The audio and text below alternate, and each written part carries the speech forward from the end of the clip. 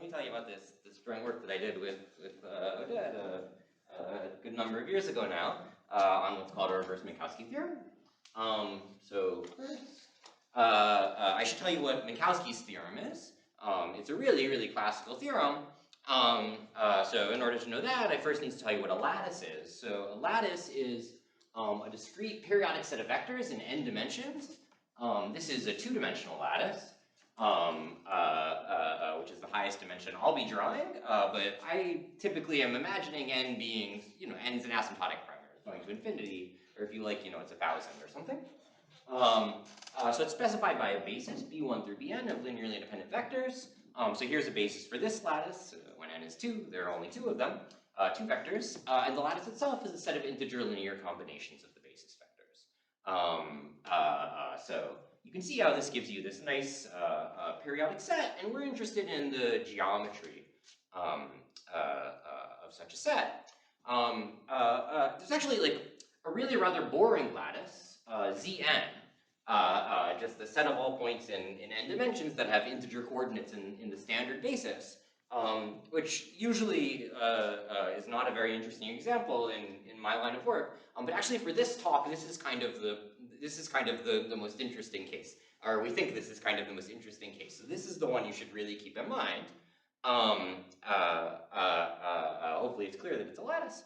And the question that we're interested in, it's a very classical question, which is just how many lattice points are there in a ball of radius r? Yeah, so it's more or less the most basic geometric question you can ask about this object, and the notation that I'll use for this, well, I'll write B of r for the ball of radius r, and I'll write the cardinality of a set for the cardinality of a set. What else am I going to do? So let's, well, I was going to say make sure we're all awake, but I'm not awake. Maybe y'all are. Let's see if we can answer some basic questions about this. Maybe the simplest non-trivial question we can ask is simply, well, it's trivial, but like at least it requires a second of thought. How many points are there in a ball of radius 1 in Zn? And I'm honestly asking. Who can answer it?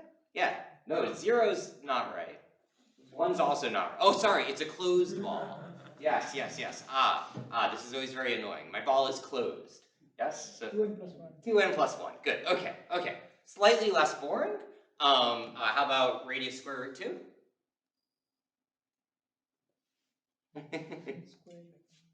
Yeah, n squared-ish, yeah?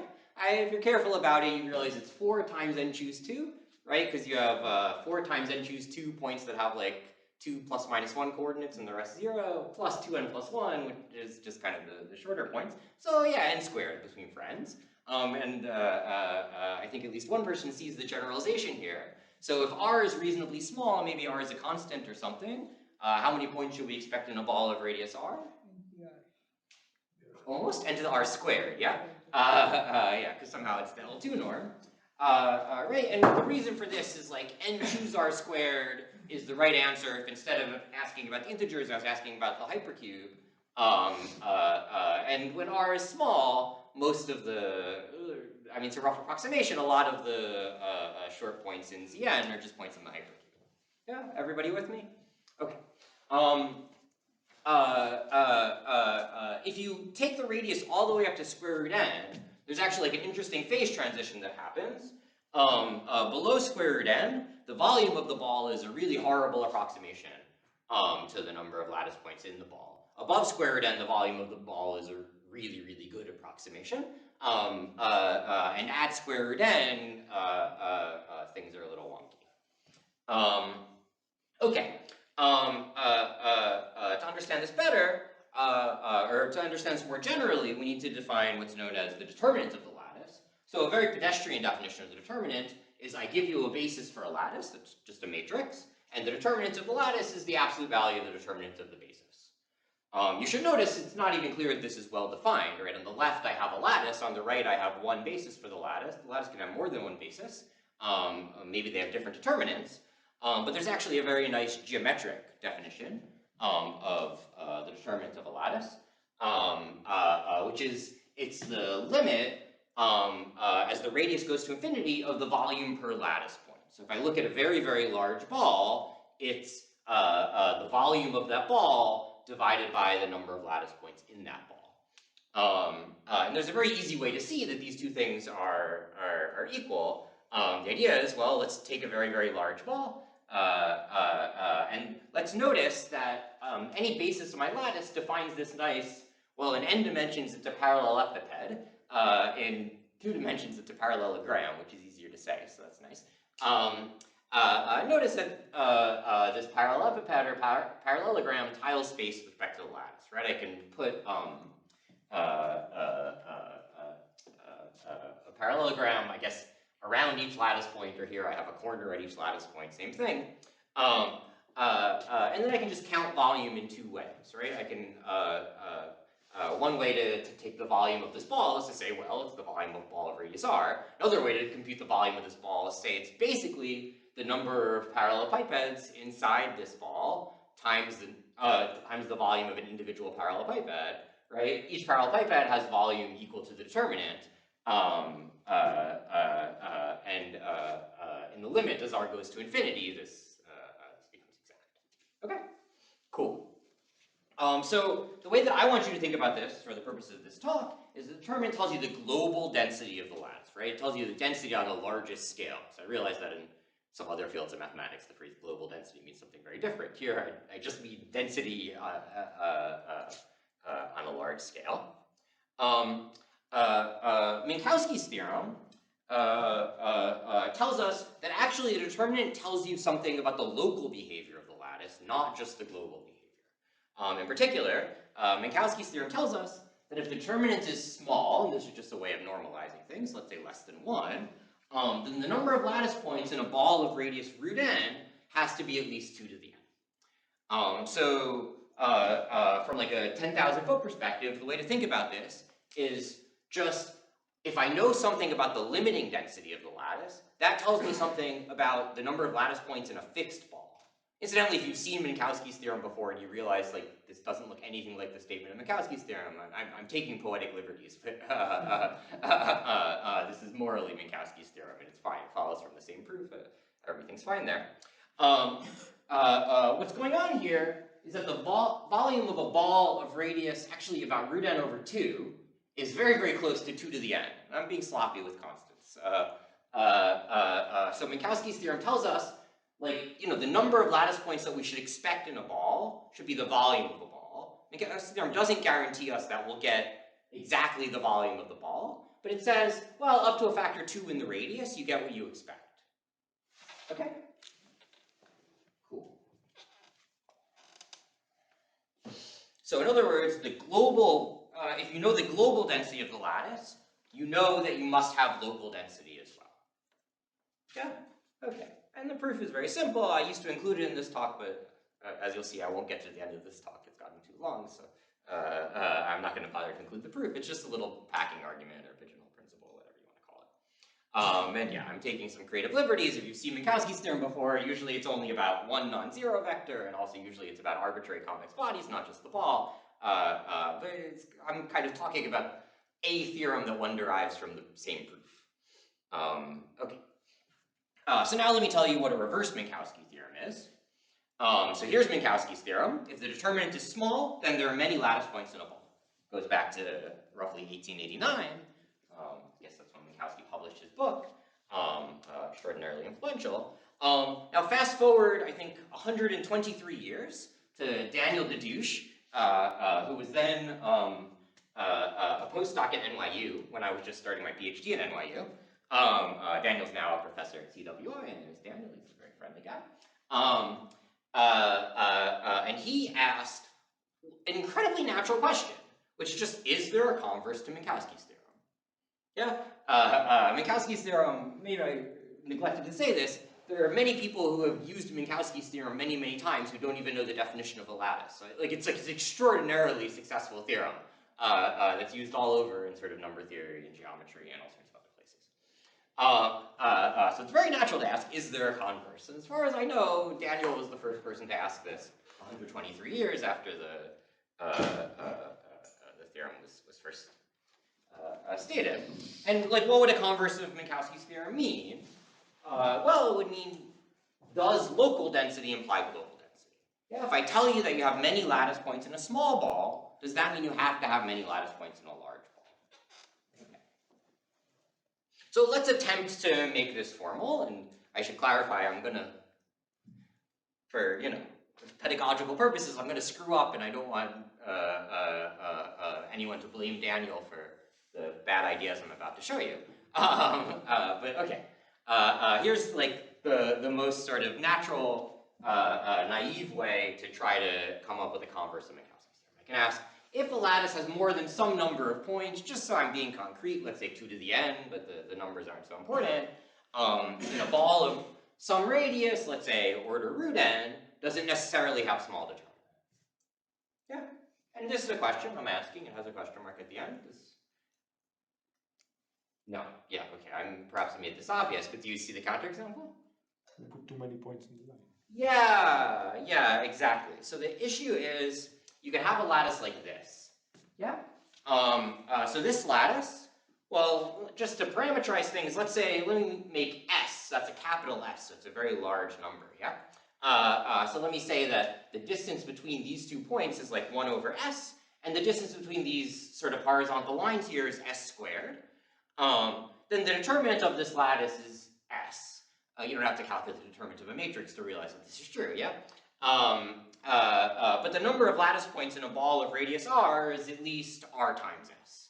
Yeah? Just because that's the number of points in this line. Probably there's even a factor 2 in there if I want to be more precise about it. Yeah? So, like, this is a really, really, really strong counterexample in the sense that I can make the determinant as big as I want while simultaneously making the number of lattice points as large as I want in any given ball. Yeah? So I can make the global density as small as I want while making the local density as large as I want. Yeah? Everyone still with me? Okay. Cool. So this is a total disaster, and again, Daniel never conjectured this. He's quite aware of this. But what Daniel did conjecture is kind of like, I don't know, my favorite kind of conjecture. Something tickles me about the idea you have a thought, it's really dumb, because there's an obvious counterexample, and then you just conjecture, that's the only counterexample. Like the thing I just thought of, there's nothing else. Yeah? So that's what Daniel did. I mean, probably more intelligently than that. But he says, if a lattice has many points in a ball of some radius, there are specific parameters here, does it necessarily have a sublattice with determinant less than 1? Right? So what went wrong here? Well, there was a lower dimensional sublattice that was very, very dense, right? It was dense in 1 dimension, just not dense in 2 dimensions. Yeah.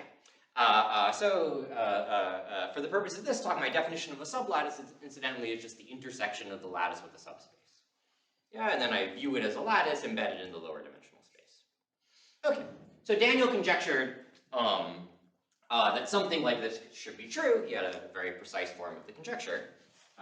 We'll get more into precise statements later.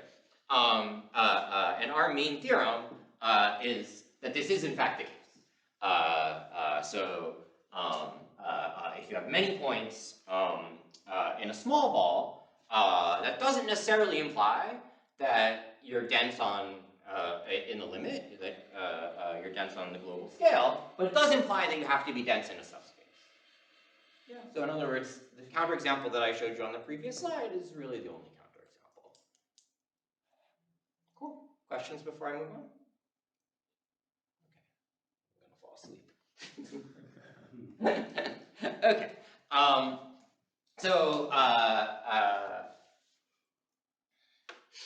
Okay, cool. So let me just sort of restate the theorem, and I'm going to take the contrapositive, just because it's much easier to think about this. So I'm going to sort of say, suppose my lattice doesn't have any dense sublattices. So suppose all sublattices have determinants at least 1. Yeah. Then it can't have too many points in a small ball. Okay?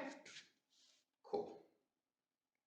And hopefully I'm doing a good enough job of making you guys ignore the specific parameters that I'm writing down. They're there. All of the things I'm writing are true, but they're not even the most interesting parameters. They're just kind of the ones that don't look as scary as the other ones. Okay, let's compare this to Minkowski's theorem. Right? Minkowski says if the lattice itself has determinant less than 1, then it must have many points in a small ball. Yeah, so we say if no sublattice has determinant strictly less than 1, then you can't have too many points in a small ball. Minkowski says if the lattice itself has determinant 1, then you must have. Yeah, so it's a partial converse. Cool. So just some remarks about the actual theorem. So first, as I kind of been saying a bit obnoxiously, we actually give bounds for any radius r. It's just a little annoying to write the dependence. And in fact, for Fourier analytic reasons, what we actually care about is a little more subtle. We kind of want a global bound on all r's simultaneously. In fact, we want to bound the minimal s such that the number of lattice points in a ball of radius r is bounded by e to the s squared times r squared. So that probably looks like extraordinarily unnatural, but if you remember that Zn, for small radii, the number of lattice points in Zn was like n to the r squared. Yeah? So for Zn, f should be root log n. I deal with Gaussians a lot, so I'm used to root log. Actually, I guess probably everyone is like that. But anyway, so I mean, more or less what we're saying is that like Zn should somehow be the worst case, right? Once you place this restriction on the lattice, that all sublattices have determinant at least 1, morally, Zn is densest among those lattices. By densest here, I mean has most points in small balls.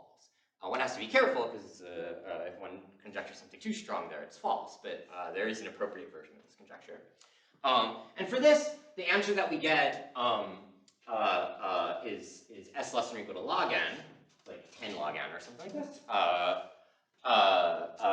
The correct answer is root log n, as I mentioned. That's the right answer for Zn. And again, the worst case should be Zn. Okay. Questions? Yeah. So if you get log n, how do you get the theorem from that? Yeah, so I'm being deliberately a little coy about these things, but no, perfectly fair question. So Dario's question is like, he's plugging in root log n here, and he's saying, wait a minute, that doesn't correspond to this at all, and you're right. Yeah, you're completely right. In fact, we have 2 separate proofs of the theorem in slightly different parameters. We also have a way of interpolating between different parameters. So yeah, once one starts worrying about the details, it gets really messy. Yeah. So the answer is we have multiple formally incomparable theorems, but one can take the minimum, so that's okay. More questions? Cool. And maybe this is super obvious just given the fact that I'm calling this a reverse Minkowski theorem, but this somehow is the opposite of what everyone's always studying. Somehow like what you want, or if you study sphere packings, for example, what you want is a lattice that's dense globally, so it has small determinant, but doesn't have a short vector. You want it to be sparse in when you look locally. And Minkowski's theorem is a bound on how good of a sphere packing you can get. And Minkowski's theorem basically boils down to the fact that you can't fill space. A sphere packing can't have better than density 1. That's what Minkowski's theorem says. We're doing something totally different. We're asking, how bad can a sphere packing be? Which is a funny question to ask.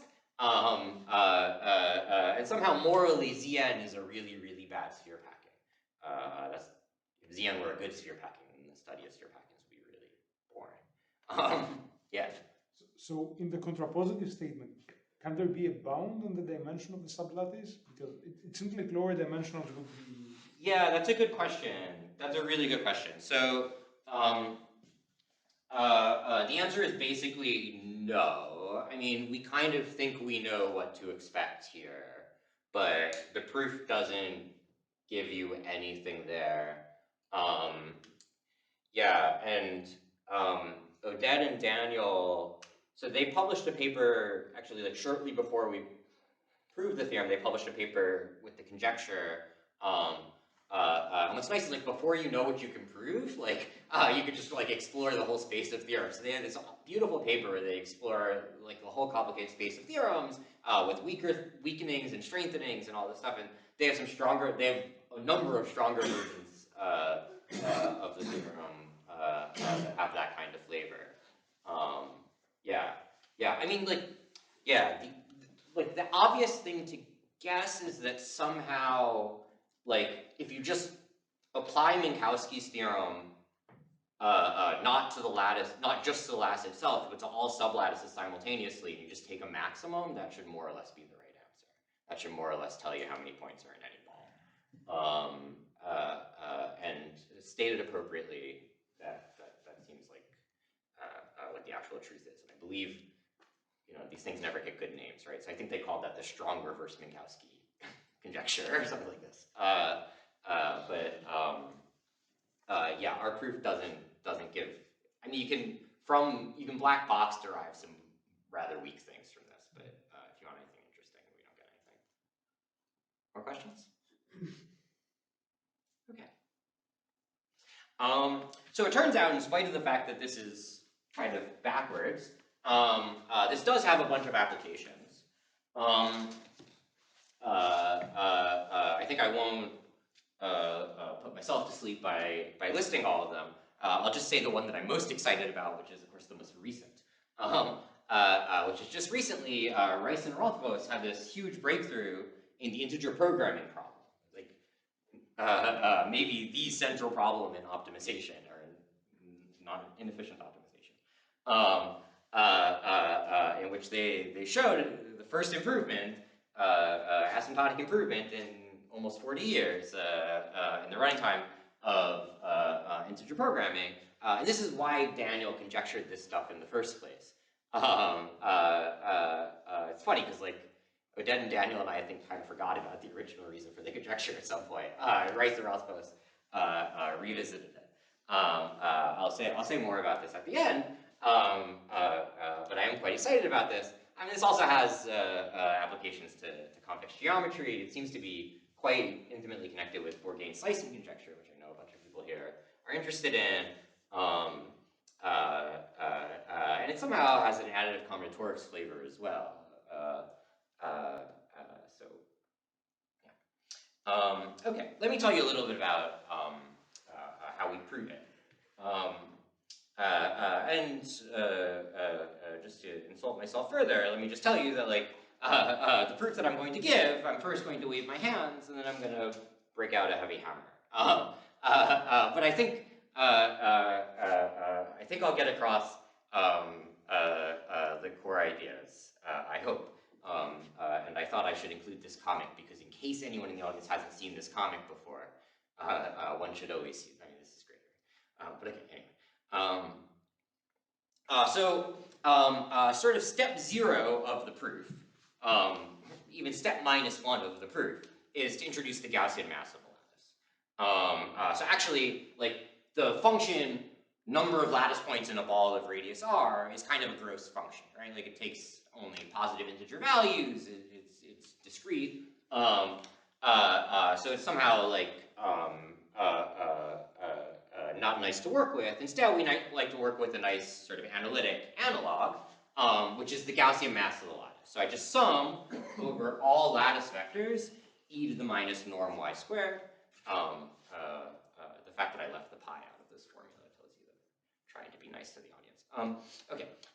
So what you're doing here is you're just like taking a nice Gaussian function, right, a nice bell curve, and you're just kind of pixelating it and summing up the heights of all the pixels. So you get these nice pretty pictures here. And this is, to people who study this kind of stuff, this is really, really obvious. Like, I say this is step 0, like, when we were talking about this problem forever ago, we never bothered to talk about the lattice point counting function at all. We were always talking about the Gaussian mass, and my thesis was on the Gaussian measure over lattices. This is the tool that we're always interested in. So instead of talking about the number of lattice points in a ball of radius r, I'm instead going to say, instead of saying the lattice has few points in a ball, I'm just going to say the lattice has small Gaussian mass. Yeah? So how am I going to do that? Well, like this, right? So instead of saying that the number of lattice points is bounded by some exponential, I'll just say the Gaussian mass is bounded by some exponential. And notice that this version of the theorem down here implies this version. Yeah? Just by like Markov's inequality, I suppose. In fact, they're equivalent, although I suppose the arrow in the other direction is not completely trivial. So we're going to completely forget about this, and we're just going to ask, can we bound the Gaussian mass of a lattice that doesn't have any small sublattices? Okay. So for my next trick, I need to just sort of reparameterize things. This is actually the key idea that we needed for the proof. So step one is to think about the space of all determinant 1 lattices, which I've drawn in this disgusting way here. The space of all determinant 1 lattices is a rather gross space topologically. I mean, it's very interesting to study, but the reason I'm saying it's gross is because it has cusps. In particular, I can have a sequence of lattices where, say, some vector in that sequence is getting shorter and shorter and shorter and will eventually go to 0. Yeah, so like that sequence will not converge to a lattice, or at least not to a lattice of full dimension anymore. So the space has cusps, which makes it rather gross to work with. But there's a very nice subset of the space of determinant 1 lattices, which has a name. It's called the set of stable lattices. So stable lattices are simply the determinant 1 lattices that have no dense sublattice. So I kind of rule out this cusp thing. These were originally introduced by Harder and Near-Simon, but they're a very natural space to work with, and they're more or less exactly what Oded, Daniel, and I cared about. Somehow the key insight for us was that we should just very briefly think about this whole set instead of an individual lattice at a time. I'll try to show you what I mean. In particular, this set has this very nice property that it's a compact set.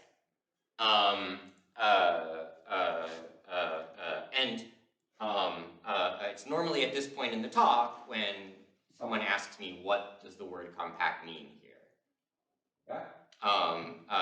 And the answer is, like, kind of, don't worry about it, it's okay. But I can tell you the answer also. Right, so I have a set of lattices, yeah, which is like, formally, what is a lattice? Well, it's a determinant 1 lattice is element in SLNR mod SLNZ, because think of SLNR as representing a basis for the lattice, and SLNZ is the set of all change of bases. So the topology is just the quotient topology on this rather scary group. To me, it's scary. But like, there's a very simple way of thinking about this, which is you can just think, to define a topology, I just need to tell you what an open set is, right? Or like a neighborhood. And a neighborhood of a given lattice, just pick any basis for the lattice, and it's just a set of all lattices that have a basis that's close to that. In other words, just think of the natural topology on the space of matrices, where the matrices you're thinking of them as bases, and then you're just living in Rn squared. Okay? So in that space, this is a compact set. That's not difficult to prove. The other thing that's true is that the Gaussian measure is a continuous function. which like one needs to prove this, but it's a Gaussian. Of course, it's right. I mean, like if anything were continuous, this would be continuous. So, so this is quite nice. So we have a continuous function in a compact set, and that just screams that we should use the fact that it achieves its maximum. Right, so there must be some special lattice, L dagger, such that the Gaussian mass over this whole set achieves its maximum at L dagger. Yeah. Okay. So here's how my dream proof would go. Somehow, like, what I've done here is, like, I've just kind of pushed symbols around. I guess that's our whole job. I've now gotten to the point where, in order to prove the theorem in general, I just need to prove the theorem in this worst case. But what's nice about this worst case is I can somehow hope that I can say something about L dagger itself, right? I can somehow hope that the specific lattice that achieves this maximum, which should of course be Zn, I can say enough about it to bound its mass. Okay, so here's the dream proof. The dream proof would be, I would like to suppose that this Gaussian function on this set just has no local maximum. Yeah. So, you know, no pimples, right? If that were the case, then my continuous function on a compact set that now doesn't have local maxima, the global maximizer has to live on the boundary, right? That's the only way that can happen. Yeah. Notice I'm being slightly careful about like what domain I'm talking about here. So I'm saying no local maximum in the ambient space, which means the global maximizer has to live on the boundary of the subset. Okay?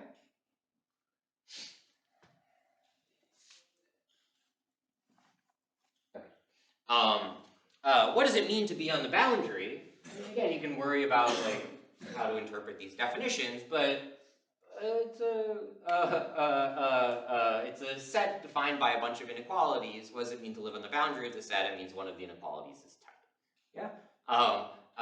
So when do you live on the boundary of this set? You have a strict sublattice with determinant exactly 1. Yeah. And keep in mind, like the global maximizer should be Zn, which has a ton of sublattices of dimension 1, of determinant 1.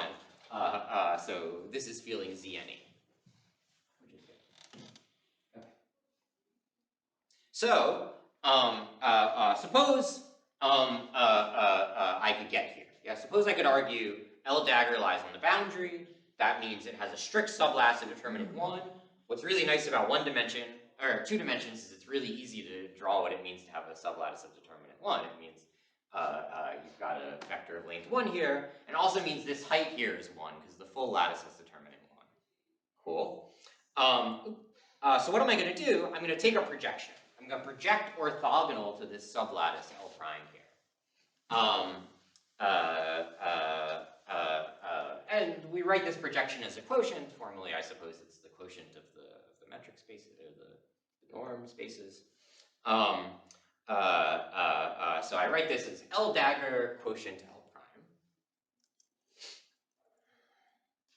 And I now just throw a bunch of Fourier analysis at this. That's like all, if you play with these Gaussians all day like I do, all kind of straightforward. Like,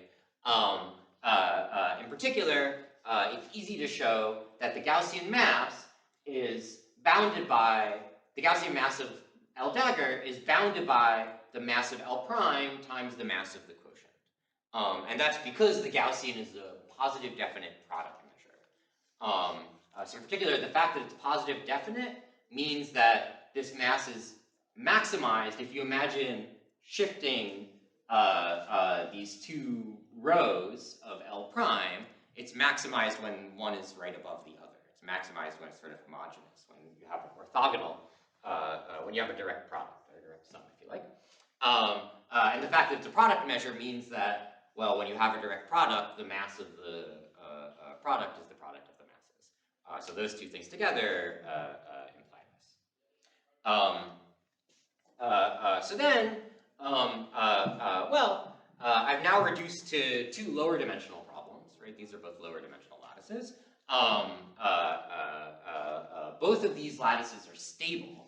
The fact that L prime is stable is trivial. It has determinant 1. All of its sublattices are sublattices of L dagger as well, so they can't have determinant less than 1. The fact that L dagger quotient L prime is stable is not as obvious, but it follows by taking duals. So if we could argue that L dagger always lies in the boundary, I could just run this argument over and over and over again, right? I could say, now I want to bound the mass of L prime. I can bound the mass of L prime by the global maximizer in whatever its dimension is, right? And then that lives on the boundary, so I can write that as a product. And I'll just keep going until eventually I can't go any further because I've just gotten down to dimension 1. Yeah? And I'll eventually have a bunch of dimension 1 determinant 1 lattices, which is just another way of saying Z. Yeah, I'll have the product of the masses of Z n times, and the Gaussian is a product measure, so the mass of Z to the n is the mass of Z to the n. Did I say that the wrong way? It's not clear. So you just get a very simple induction argument that shows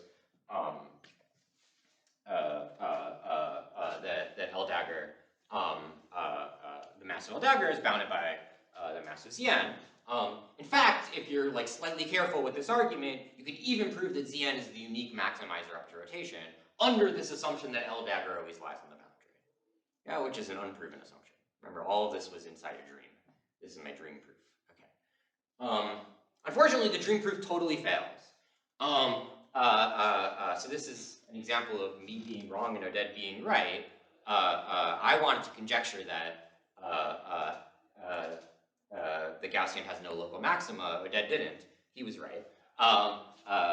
In fact, the Gaussian does have local maximizers. They're the 32-dimensional even unimodular lattices with no roots. You throw some modular forms at this stuff, and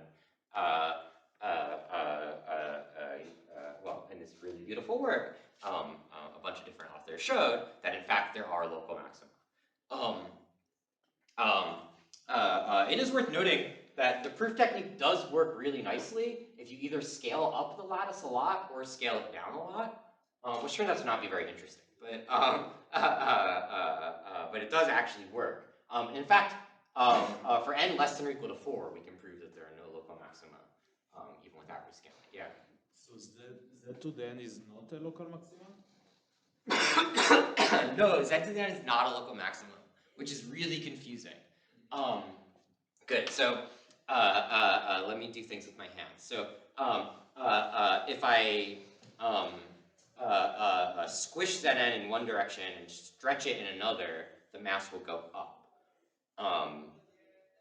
So it's not a local maximum because of that. You'll leave the space of stable lattices, but the notion of local maximum is in the ambient space. Yeah. Got confused about that like 400 times in the. So yeah, somehow it's not intuitive. Yeah. More questions?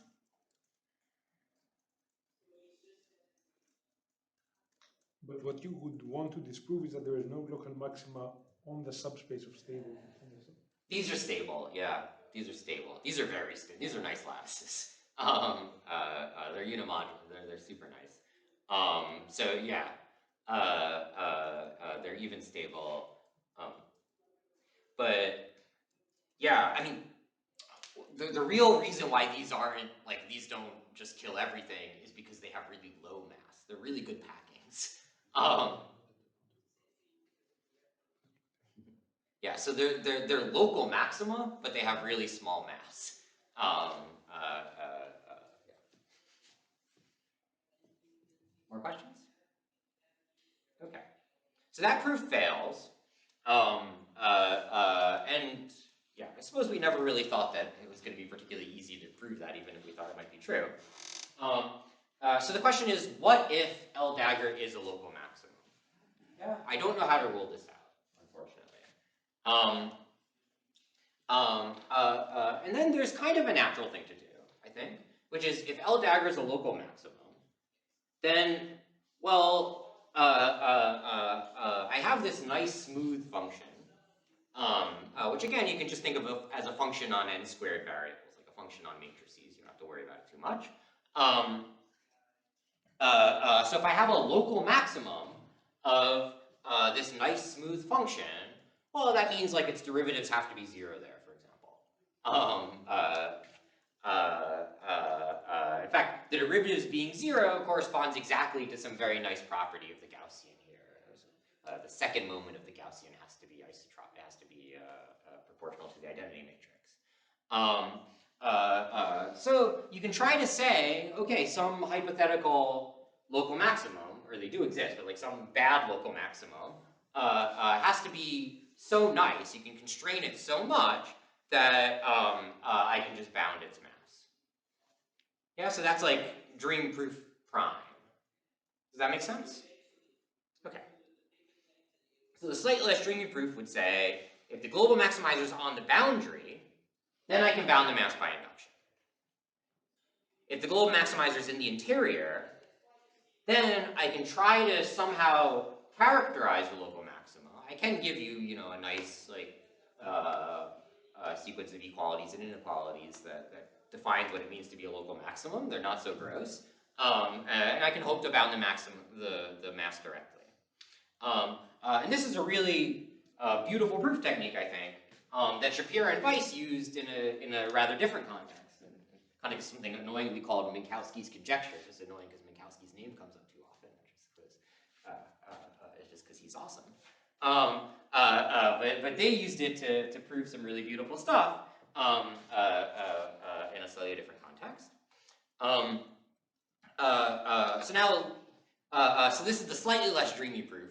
Let me now actually tell you the real proof, and you'll remember I said I was going to wave my hands and then bust out a heavy hammer, so I'm almost, the hammer is like, you know, I'm creeping up to the hammer now.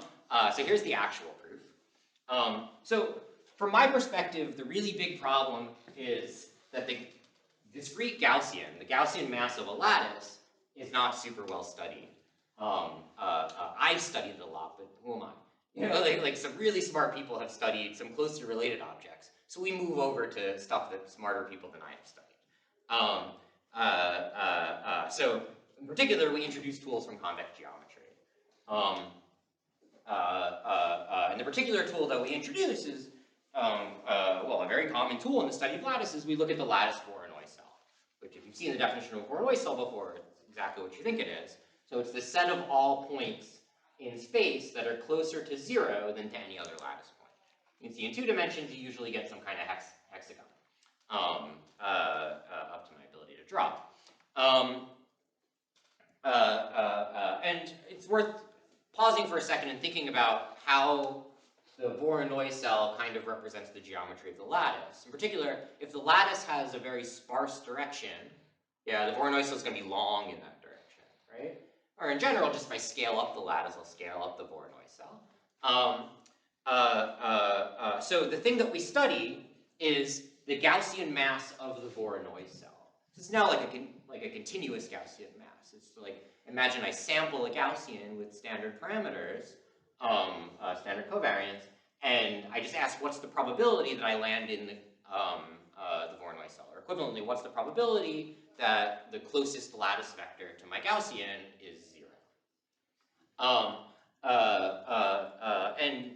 Chung, Dadush, Leon Piker showed all the way back in 2013 a really beautiful, very simple proof that the Gaussian mass of the Voronoi cell acts roughly like the reciprocal of the Gaussian mass of the lattice. Which again, if you think about like, well, as the lattice gets sparser, the Voronoi cell gets bigger, like at least there's like, at least things are going in the right direction. And really the way that you prove this is just by sort of integrating the Gaussian in 2 different ways. Of course, the approx sign is hiding a lot. So what we win here is, from my perspective at least, simply that the Gaussian mass of convex bodies is extraordinarily well studied. Yeah? I mean, maybe we'd still like it to be more well studied than it is, but like much, much better studied than the Gaussian mass of a lattice. So I've now moved into a space where there are heavy hammers to apply. And so we still have the same high-level proof structure. It's just that now the function that I'm playing with is the Gaussian mass of the Voronoi cell as opposed to the Gaussian mass of the lattice directly. The hardest part about this transition is you have to remember that maxima switch to minima and minima switch to rate. That's really hard, but everything else is also hard, actually. Okay, sorry. So now I'm interested in local minima of the lattice Voronoi cell. And just like with the Gaussian, like you can write some analytic conditions that imply that must be satisfied by any local minimum. And here it's that the Voronoi cell has to be in what's known as isotropic Gaussian position, which just means if I sample a Gaussian restricted to the Voronoi cell, and I look at the covariance matrix, it should be some multiple of the identity. Yeah, so it should look the same in every direction by some notion. Right, and of course, like nice positions of convex bodies, like that's a whole field, right? So then we use heavy hammers from convex geometry to bound the mass of this. In particular, we use two tools. We use the L position, which from our perspective, or from the perspective of this talk, probably offends some people, but tells us that there's always a position of a convex body that has large Gaussian mass. You can always put a body in a position that has large Gaussian mass. In other words, I can always multiply a body by a determinant 1 matrix such that it has reasonably large Gaussian mass, assuming it, say, started out with volume 1. And then we use the V conjecture, proven by Dario and others, as well as some follow-up work by Sergey, which shows that if you're in the isotropic Gaussian position, then you're also in L position, more or less. Okay, that's going to offend some people too, but more or less that's true. In particular, these two things together, as was observed by Sergey, imply that if you're in if you're in isotropic Gaussian position, you must have large mass. Okay, so that's the part where I applied the heavy hammers, I suppose. Okay, so I should tell you the actual form of the theorem that, like as we normally state it, instead of the cartoon versions that I've given you. So the formal theorem that I like is if all sublattices have determinant at least 1, then I can say the mass is less than 2 as long as I scale up the lattice a little bit. How much? By like log n. So 2 is an arbitrary constant, but the point is that the mass is always at least 1, right? Because 0 is in every lattice, most lattices, every lattice. Right, and 0 has mass 1. Yeah, so 2, when you have mass less than 2, that's basically saying 0 dominates this sum. Yeah? And of course, the reason that we care about this is really Fourier analytic. It's because that means in the dual, the sum is dominated by an integral. Or the sum is well approximated by an integral, I suppose. As I said before, the worst case should be Zn. In fact, that should be true for all t, no matter what the scaling is. I think, I'm not sure I've formally conjectured that, but I think that's true. Which means that like the t that we get here should be root log n. And that's again because of this little silly quiz I gave at the beginning, that the number of lattice points, the number of integer points in a ball of radius r is like n to the r squared. And yeah, as I said, this is very useful for Fourier analysis, in particular by Poisson summation. This tells you if instead of scaling up by t, I scale down by t, then I basically know the Gaussian mass exactly. Once the Gaussian mass for large scalings is controlled, the Gaussian mass for shrinkings is super well bounded. Okay. Questions? Okay. So I went faster than I expected to, which is probably bad, but that means I do have time to talk a little bit about integer programming. So let me tell you about the integer programming problem. and this latest application of this work that I'm really excited about. Integer programming problem, it's a computational problem. You're given a convex body K. How the convex body K is represented is not so important for this. And the goal is to determine whether there's some integer point in the convex body K. That's the goal. Okay? This problem is known to be NP complete. It's kind of like, there are entire fields of computer science that are interested in reducing problems to integer programming in clever ways and solving integer programming. This turns out to be really, really important if you study optimization. So here's like an example instance of this problem. This is a yes instance. There are integer points in this particular convex body. For a very long time, the best known algorithm for this problem ran in n to the order n time. That's due to Ravi Kannan from 1987, a year after I was born. There have been lots of really great work improving on the hidden constant and the exponent here, but no asymptotic improvements. On the other hand, if you specialize to an ellipsoid instead of an arbitrary convex body, then we've known since 2013, beautiful work by Machancho and Vulgaris, Vulgaris who puts this picture on his website, that there's a single exponential time algorithm. There's a 2 to the order n time algorithm for this problem. In fact, the hidden constant is 2 here, so it's not so bad. And in some sense, this is kind of maddening, right? Because like there's this whole kind of philosophy in convex geometry where like you want to kind of reduce to the case of the ellipsoid, right, or the ball. So like somehow this gives people a lot of intuition that probably integer programming should be solvable in 2 to the order n time, but we don't know how. And the original reason that Daniel conjectured this reverse Minkowski stuff was because Daniel had like 30 variants of this conjecture. One of those variants implied a log n to the order n time algorithm for integer programming. We want 2 to the order n, it implied log n to the order n. That's pretty good.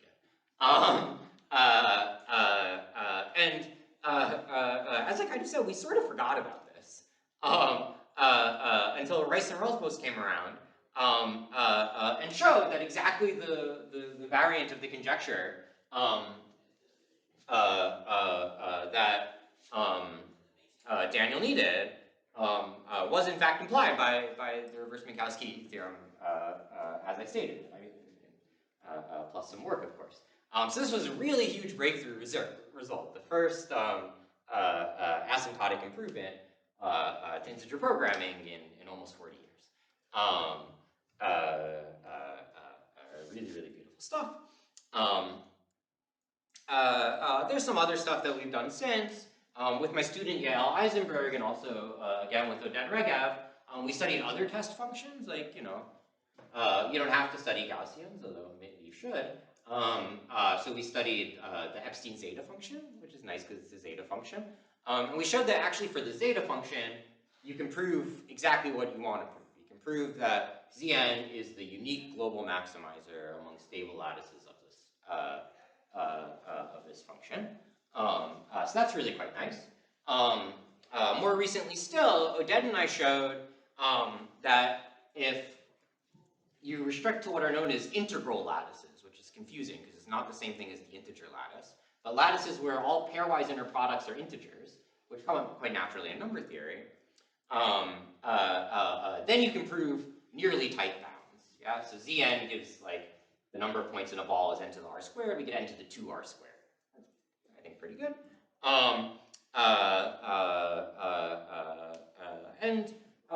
There's still a lot more we want to do here. We really just want to say Zn is the global maximizer of the Gaussian maps for all scalings. Like that just seems like it should be true. And like we've now proven in enough special cases that it feels like it's got to be true, or proven enough variants of this that it feels really obvious. Another question, which I kind of didn't touch on here, but which turns out to be really lurking beneath the surface, is can we resolve Bourgain's slicing conjecture? So Bourgain's slicing conjecture, probably a lot of you know this already, but it says if you have a volume 1 convex body and you look at the uniform distribution, is there always some direction where the variance in that direction is small? That's one of 400 different equivalent characterizations of Bourgain's slicing conjecture. And it turns out that, like Daniel showed, that reverse Minkowski is nearly equivalent, up to small, low-order terms. Reverse Minkowski is essentially equivalent to Bourgain's slicing conjecture for lattice Voronoi cells, up to some polylogs. So it feels like we're actually pretty close to resolving Bourgain's slicing conjecture for a gigantic class of polytopes, I suppose. Admittedly, while this was all going on, or a little after all this happened, there was a ton of progress, as I'm sure many of you know, on the slicing conjecture for arbitrary convex bodies, which maybe got us a little less excited about this, but we probably still should be. There's also, I mentioned this briefly, Barak Weiss and Uri Shapira were interested in Minkowski's conjecture, which is confusing because it's just another thing named after Minkowski. But it's a really beautiful, also it wasn't conjectured by Minkowski, which is, one should be careful about attributing conjectures to people. But it's somehow a really beautiful sort of geometric conjecture in algebraic number theory. And it's kind of the reason why Barak and Uri came up with this proof technique in the first place. And I've been a little obsessed, not making much progress, on trying to finish the job, trying to just resolve this conjecture. But okay, I think now I've gone from having plenty of time left to being a bit over. So I'll thank y'all and move on.